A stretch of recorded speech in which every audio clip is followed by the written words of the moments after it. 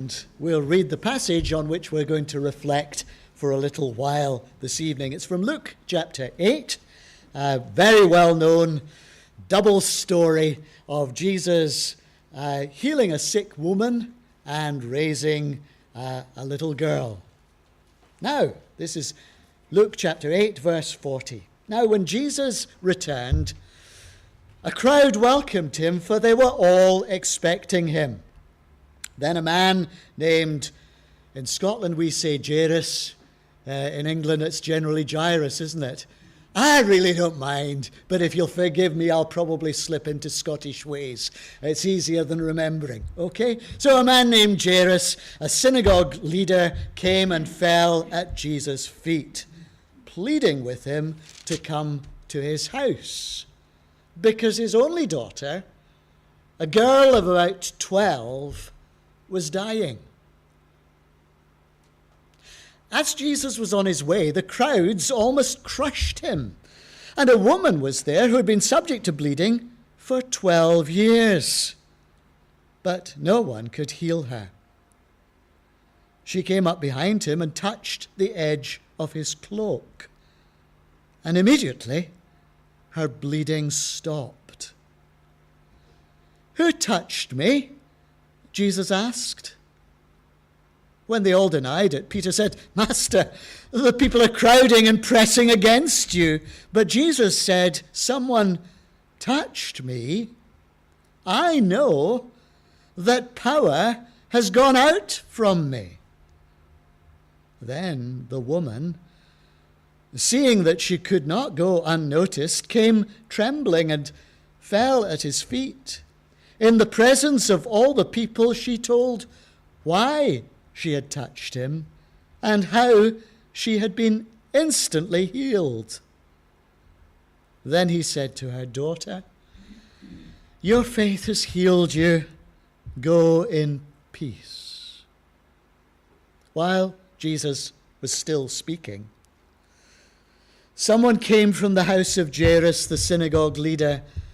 "Your daughter is dead," he said. "Don't bother the teacher anymore." Hearing this, Jesus said to Jairus, "Don't be afraid. Just believe, and she will be healed." When he arrived at the house of Jairus, he didn't let anyone go in with him except Peter, John, and James, and the child's father and mother. Meanwhile, all the people were wailing and mourning for her. "Stop wailing," Jesus said.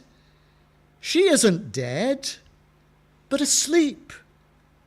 They laughed at him, knowing that she was dead. But he took her by the hand and said, "My child, get up." Her spirit returned, and at once she stood up. Then Jesus told them to give her something to eat. Her parents were astonished, and he ordered them not to tell anyone what had happened. So put yourself in Jairus' shoes. He's desperate. His daughter's dying, and dignity goes to the wind, doesn't it? Here he is, though he's a very important person in the local community, a ruler of the synagogue. He's a top guy. He comes and throws himself at Jesus' feet, pleading for his little girl, as any dad would. And then as Jesus is coming to help, there's this woman. Now, she's got a chronic condition, but it's not life-threatening. Any self-respecting A&E department would triage her and say, "You can wait. Jesus has got to go and deal with this one. It's a matter of life and death. Yours isn't." But that didn't happen. If he had been minded, Jairus, synagogue ruler, knew the law of God, very concerned about the right things, the purity of God's people, would have been inclined to say, well, if she's been bleeding all this time, she's ritually unclean. Maybe he didn't know that at the time. we'll give him the benefit of the doubt. But what he definitely did think is, she's slowing Jesus down. Wouldn't you think that? I'm pretty sure about that. And I don't know how you imagine Jairus through this thing. He is not calmly waiting. He's, come on, Jesus. You can feel his body language, can't you? He's really on tenterhooks. Oh God, if you're going to do it, do it quickly. But please, come on. There's something obviously there. And then comes the final blow. Verse 49. While Jesus was still speaking to the woman, still speaking, someone came from the house of Jairus. Your daughter is dead. Too late. Don't bother the teacher any more. And his desperation must have turned into despair, just like that. Such hopes, but now they're gone. But it's not too late for Jesus. Verse 50. Hearing this, Jesus said to Jairus, don't be afraid, just believe and she will be healed. Just believe. Just believe. How do I do that? I'm sure that must have been this question. How do I do that? It's the question I'd be asking. Just believe. Just believe. You're asking an awful lot, and you just say, just believe, and she'll be healed. How do I do that? Meanwhile, all the people were wailing and mourning. Jesus said, stop wailing. She's not dead, but asleep. Not dead, just sleeping. But they knew she was dead. They knew the difference. They might not have had all of the kit and caboodle that we've got in hospitals these days, but they knew when you stop breathing and there's no pulse, you're dead. They knew she was dead. The mum was probably there when she died. The mourning had begun. What's Jairus to believe? The realities about death, or Jesus saying, just believe, and she'll be healed. So, alone with Jesus and his three closest friends, it's the first time that this threesome is brought together in this way. Just the mum and the dad. And then we see Jesus. He took the little girl by the hand and said, my child, get up, using the sort of language a mum would probably have said in the morning. Come on, time to get up. That's what mums do, isn't it? Yeah. Come on, time to get up, time to go to school. And it's something like that. Jesus was saying, come on, little girl, up you get, up you get. And her spirit returned. At once she stood up. And then Jesus told them to give her something to eat because, like all little girls in the morning, she was ready for a breakfast. She was wanting something to eat. And Jesus knew that. Now, what are we to learn from this story? What was Jairus to learn? Well, the healing of the woman wasn't a distraction. And you think about it. This was not a distraction. It was a demonstration of Jesus' love and power. And now Jairus got to realize that nothing was too much for Jesus, even death. Because Jesus had said, death is not the end. She's only sleeping. Because he knew he was going to wake her up. But there's something else in this, because this story is a lesson in faith. And Jesus had given Jairus the tools, the means, to know what to do, just to believe. Let's go back to the story of the woman. Put yourself in her shoes if you like. She was desperate too. She had had this bleed. It's almost certainly a gynae condition. She'd been bleeding for 12 years, as long as that little girl had been alive. Actually, did you notice that? They're both about 12 years. This would have been draining for her. There's a clear health issue. And she would have been a social outcast because all of the people followed the law, and if someone had a bleed, then they were ritually unclean, and touching them made you ritually unclean. So she was somebody who wouldn't have been able to have the close friendships and relationships of normal life. Nobody had been able to help, but maybe Jesus could. And so she reaches out, and it says, touches the edge of his cloak, probably touching the tassels on the cloak that were, every Jewish man had tassels on the end of his cloak. They were there hanging over his shoulder, reaching out and touching him. And immediately, verse 44, her bleeding stopped, which, of course, was all she wanted. And that was enough for her, but it wasn't enough for Jesus. Jesus said, "Who touched me?" And they all denied it. And then Peter, because no one came forward, but Peter said, "Well, everyone's touching you. Come on, it's a crowd. They're all touching you." But Jesus meant something. "Someone touched me," he says. "I know that power has gone out from me." And then the woman, seeing that she wouldn't go unnoticed, she couldn't hide, she came trembling, fell at his feet. In the presence of all the people, she told why she had touched him and how she had been instantly healed. I think that's great, especially in the context of what I've just said about ritual uncleanness, because, of course, somebody touching an unclean person or being touched by an unclean person was made unclean. But not with Jesus. He made her well. You know, his cleansing power did the trick forever. Oh, it's great, isn't it? And then he said to her daughter, nobody else gets that. Lovely, isn't it? Jesus wasn't putting her in the spot just to embarrass her. I'm sure of that. He says to her daughter. I'm sure, just before I came out, I was watching a little bit with Senga about Wimbledon, and Virginia Wade, when she won the championship, she couldn't hear what the Queen said. So she said, "Pardon me?" And she still couldn't hear what the Queen said. And I'm sure she must be terribly upset that she didn't hear what the Queen said. This woman would have always remembered what Jesus said to her. Daughter,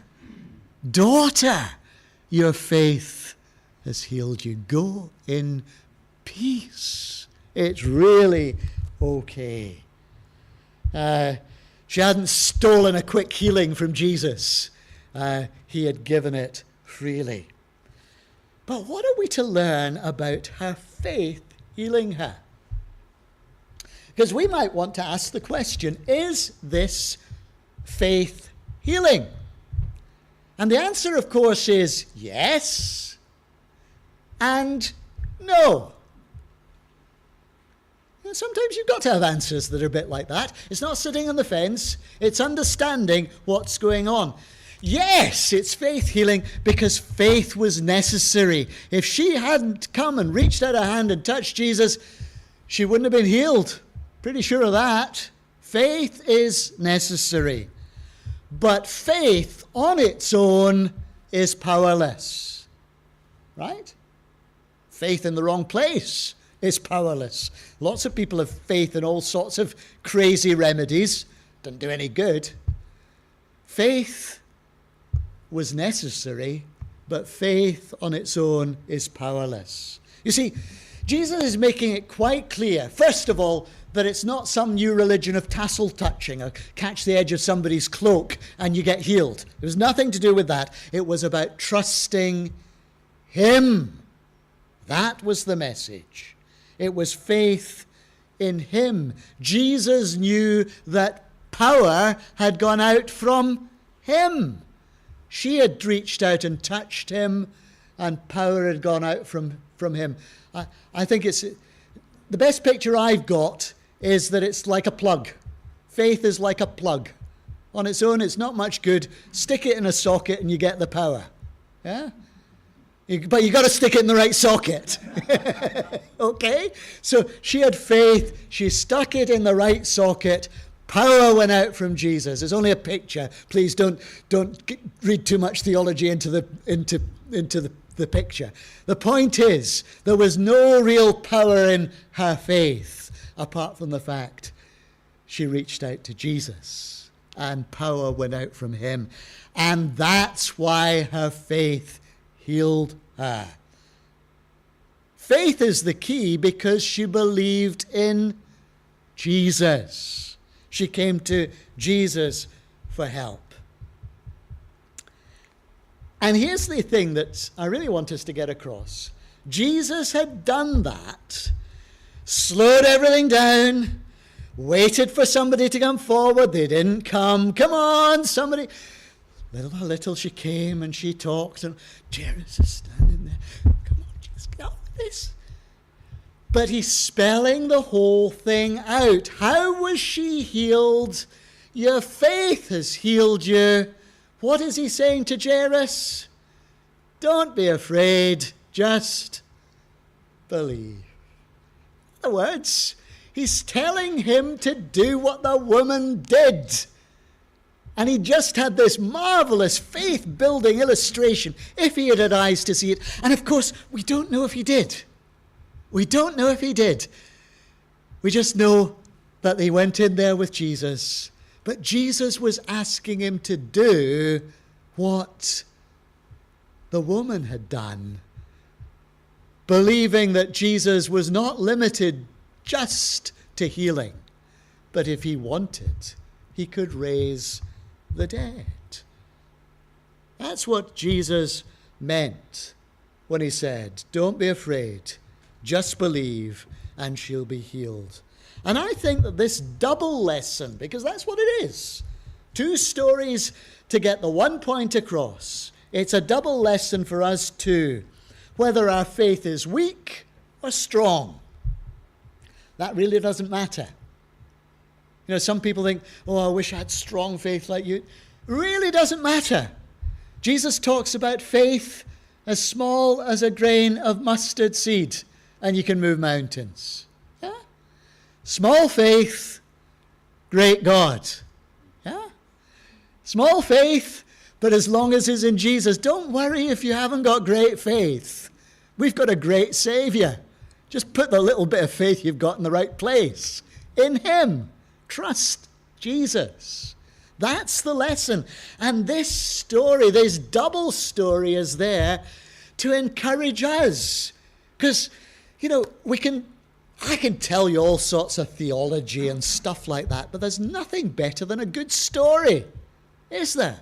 We know these stories. What are we supposed to do when we're facing illness, when we're facing death? Remember the stories. And believe in the same Jesus who hasn't changed today. Our faith may be weak or strong. We may feel desperate, or it may already have turned to despair.